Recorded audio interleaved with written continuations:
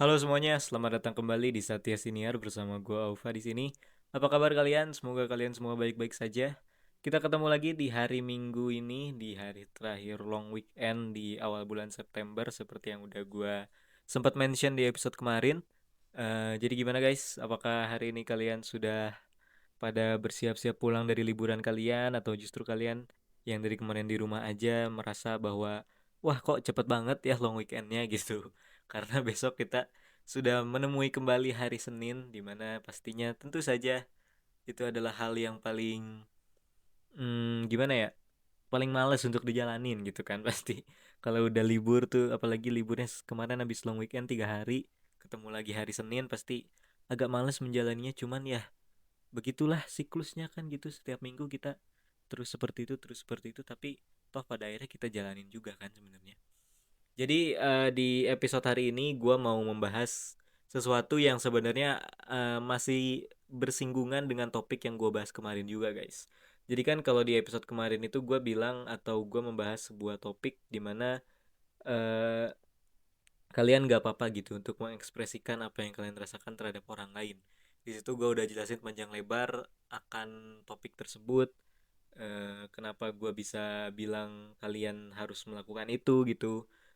Karena ya kemarin udah gue sempet jelasin juga kalau hidup kita kan cuma sekali gitu. Jadi sayang kalau kalian tidak mengekspresikan apa yang kalian rasakan ke orang lain gitu. Jangan apa-apa kalian terus-terusan simpen di dalam diri kalian sendiri aja gitu.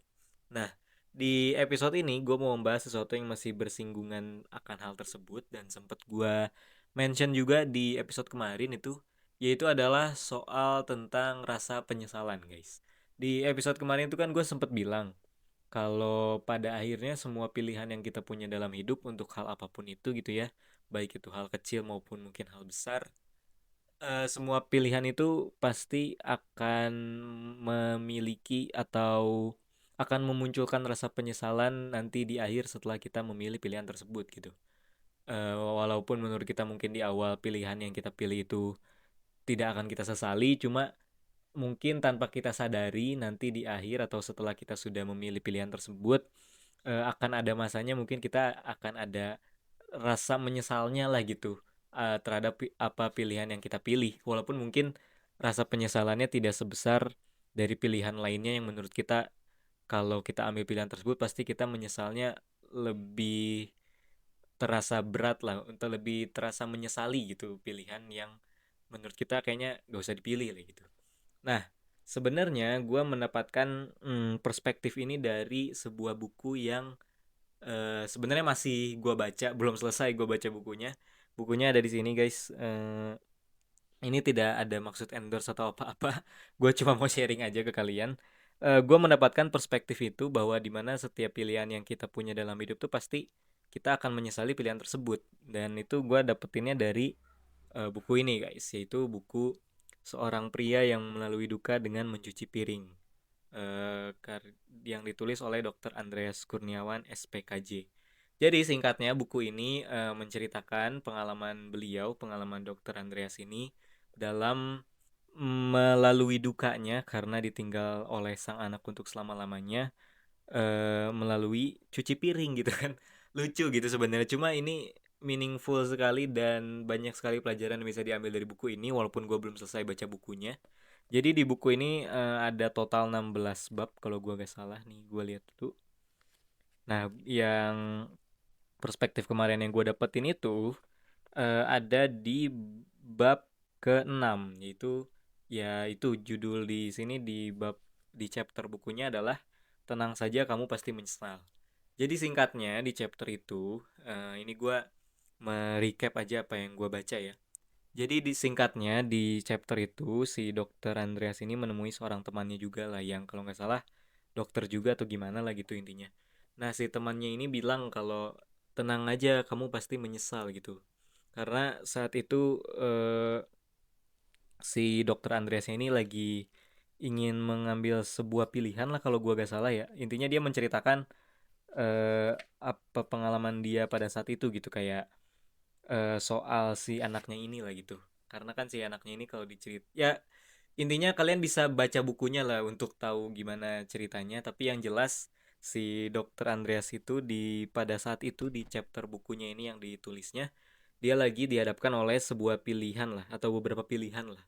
Nah, ada seorang temannya yang bilang kalau tenang aja, kamu pasti menyesal gitu akan dua pilihan tersebut. Karena setelah gua baca chapter itu, gua perhatikan lagi dengan baik-baik dan gua coba cocokkan dengan apa yang terjadi di kehidupan nyata, ternyata itu benar gitu. Karena apapun pilihan yang kita punya dalam hidup, terlepas dari apapun itu konteksnya, pasti kita akan menyesal gitu pada akhirnya. Mungkin contohnya seperti yang kemarin gue bilang tuh, yang soal simpelnya lagi ya, soal percintaan kemarin tuh yang sempat gue mention di episode sebelumnya, tentang gimana kita mengungkapkan perasaan terhadap seseorang yang kita cintai gitu. Ya pasti ketika kita memutuskan untuk mengungkapkannya atau tidak, pasti dua-duanya akan ada rasa penyesalan di dalamnya gitu. Kalau kita mengungkapkannya dan ternyata jawaban dari dia kurang baik, pasti kita di situ ngerasa nyesel. Kenapa gue bilang, kenapa gue ungkapin perasaan gue ke dia ya kalau ternyata jawabannya seperti ini. Tapi begitupun sebaliknya, kalau lu tidak mengungkapkan perasaan tersebut, pasti lu nyesel juga. Waduh, kayaknya bakal ada kemungkinan yang lebih baik kalau gue mengungkapkan perasaan gue pada saat itu. Bener kan? Logis dong, make sense dong. Nah, itu berlaku untuk berbagai hal juga menurut gue setelah gue baca bukunya. Jadi gue mikir lagi kayak, iya juga ya, bener juga ya gitu. Maksudnya ketika nantinya gue dihadapi dengan beberapa pilihan gitu, mungkin yang berkaitan dengan apa yang bakal gue jalani dalam hidup gue jadinya punya pemikiran kalau ya sebisa mungkin nanti gue milih pilihan terbaik menurut gue gitu, yang dimana pilihan tersebut mungkin nanti rasa penyesalannya tidak jauh lebih besar dari pilihan lainnya. Dan di situ jadi gue bisa memanage ekspektasi gue juga gitu. Kalau gue udah milih ambil pilihan ini nih yang menurut gue paling terbaik, terus ternyata nanti yang terjadi malah tidak sesuai yang gue harapkan, gue kan udah tahu dari awal kalau pasti si pilihan ini pasti akan punya rasa penyesalan yang akan muncul juga nanti di belakang kan. Makanya di situ gue jadi belajar lah kalau nantinya gue dihadapi dengan hal tersebut, gue udah bisa memanage ekspektasi gue dengan baik, bahwa kalaupun nanti pilihan yang menurut gue paling baik ini memunculkan rasa penyesalan yang tidak gue expect sebelumnya, ya gue tidak akan terlalu berlarut-larut dalam dalam rasa penyesalan tersebut gitu. Karena dari awal gue udah tahu kalau emang pasti bakal ada rasa penyesalan dari setiap pilihan yang kita punya gitu. Apalagi nantinya yang udah kita pilih pilihannya. Kalau yang nggak kita pilih aja kita udah tahu ada rasa penyesalannya, apalagi yang udah nanti kita pilih kan. Seperti itu guys.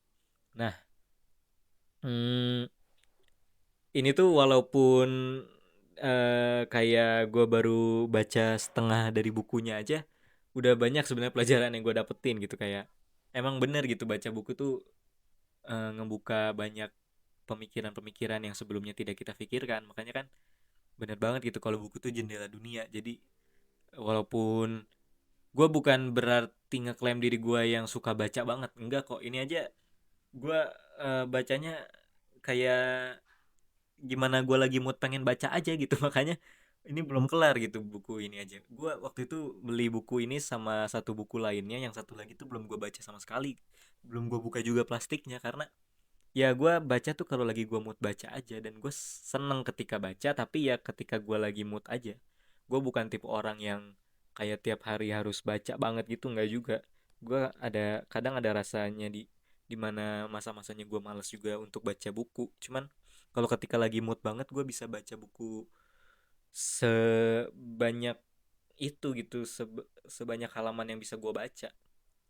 Nah makanya gue seneng lah gitu kalau baca tuh, kadang gue bisa dapetin hal seperti ini gitu, membuka pemikiran-pemikiran atau mindset-mindset yang sebelumnya tidak pernah gue bayangkan dan tidak pernah terfikirkan dalam otak gue gitu.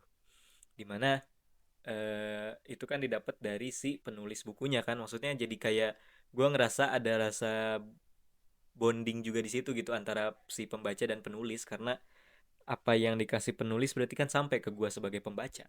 Nah gue kadang suka membalikan juga perspektifnya, karena kan gue suka nulis juga gitu. Jadi gue kalau nulis sesuatu tuh kadang kayak berharap aja untuk bisa sampai ke si pembaca sih apa yang pengen gue sampaikan gitu. Walaupun mungkin tulisan-tulisan gue belum ada yang bisa gue publish jadi buku atau gimana segala macam, cuman Ya semoga suatu saat itu bisa terjadi lah ya, amin.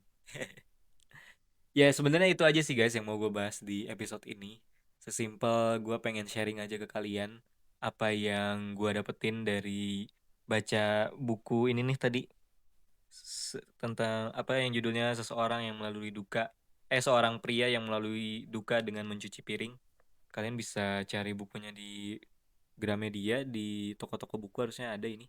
Mega bestseller juga di sini tulisannya. Nanti gue akan segera selesaikan buku ini. Gue rekomen sih bukunya ke kalian untuk kalian baca guys.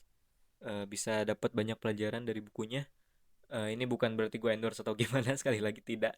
Gue cuma pengen sharing aja. Oke, mungkin segitu dulu aja episode hari ini. Kita ketemu lagi di minggu depan. Eh, di masa long weekend ini akhirnya sudah berakhir juga seperti yang tadi gue udah mention di awal. Kita ketemu lagi minggu depan, di Sabtu minggu depan. Semoga kalian bisa terus baik-baik saja, kondisi kalian guys tetap dijaga. Dan kita nanti bisa ketemu lagi gitu. Oke, bye bye.